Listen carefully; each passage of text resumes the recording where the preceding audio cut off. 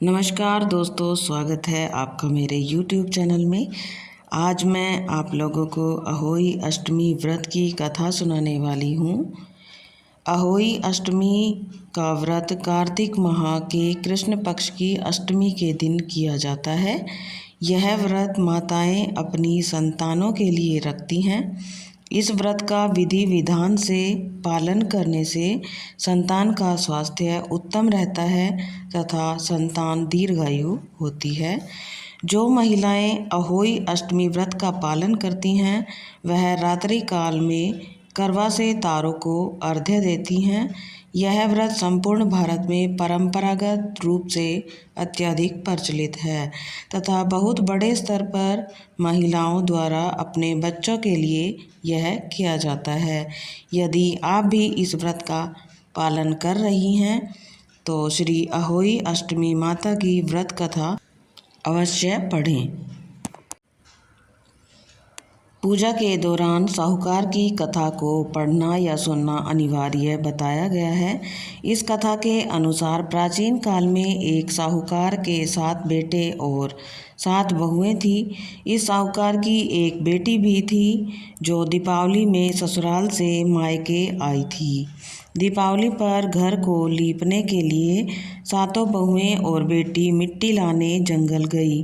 बेटी जहाँ मिट्टी काट रही थी उस स्थान पर शाहू माता अपने 7 बेटों के साथ रहती थी। मिट्टी काटते हुए गलती से साहूकार की बेटी की खुरपी के चोट से शाहू का एक बच्चा मर गया। शाहू इस पर क्रोधित होकर बोली कि तुमने मेरे बच्चे को मारा है, अब मैं तुम्हारी कोख बांध दूंगी। शाहू की बात से डरकर साहूकार की बेटी अपनी 7 भाभियों से बचाने की गुहार लगाने लगी। भाभियों से विनती करने लगी कि वे अब उसकी जगह पर अपनी कोख बंधवा लें। 7 भाभियों में से सबसे छोटी भाभी को अपनी ननद पर तरस आ गया और उसने शाहू से कहा, आप मेरी कोख बांधकर अपने क्रोध को समाप्त कर सकती हैं। तब शाहू ने उसकी कोख बांध दी। इसके बाद छोटी भाभी के जो भी बच्चे हुए वे जीवित नहीं बचे। 7 दिन बाद उनकी मौत हो जाती थी। इसके बाद उसने पंडित को बुलवाकर इसका उपाय पूछा तो पंडित ने सुरही गाय की सेवा करने की सलाह दी। सुरही सेवा से प्रसन्न होती है और छोटी बहू से पूछती है कि तू किस लिए मेरी इतनी सेवा कर रही है। तब छोटी बहू कहती है, शाहू माता ने मेरी कोख बांध दी है जिससे मेरे बच्चे नहीं बचते हैं। आप मेरी कोख खुलवा दें तो आपकी बहुत मेहरबानी होगी। सेवा से प्रसन्न सुरही छोटी बहू को शाहू माता के पास ले जाती है। वहाँ जाते समय रास्ते में दोनों थक कर आराम करने लगते हैं। अचानक साहूकार की छोटी बहू देखती है कि सांप गरुड़ पंखनी के बच्चे को डसने जा रहा है। तभी छोटी बहू सांप को मार देती है।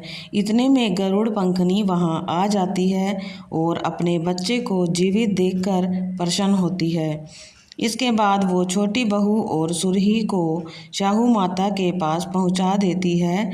वहां जाकर छोटी बहू शाहू माता की सेवा करती है। इससे प्रसन्न शाहू माता उसे 7 पुत्र और 7 बहुओं से समृद्ध होने का आशीर्वाद देती है और घर जाकर अहोई माता का व्रत रखने के लिए कहती है। इसके प्रभाव से छोटी बहू का परिवार पुत्र और बहुओं से भर जाता है। तो कथा यहाँ पर समाप्त हुई। कथा अगर पसंद आई हो तो एक लाइक ज़रूर करना, कमेंट करना, कमेंट में जय माता की लिखना और मेरे चैनल को सब्सक्राइब ज़रूर करना।